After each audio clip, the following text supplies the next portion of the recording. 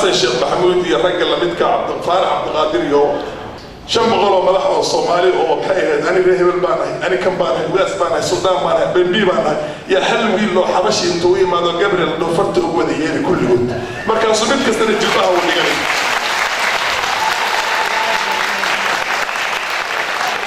oo jilbaha isla dhacay kala uu noqon iyagoo dhan kaliya waa meel wadi kara intuu ka hadlo kacay intuu ka hadlo kacay meheradi baaday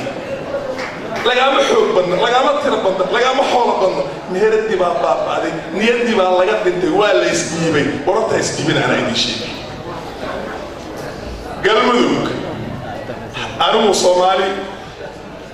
بيك صومالي بان لهي أو صومالي بان هاي I'm a Somali by blood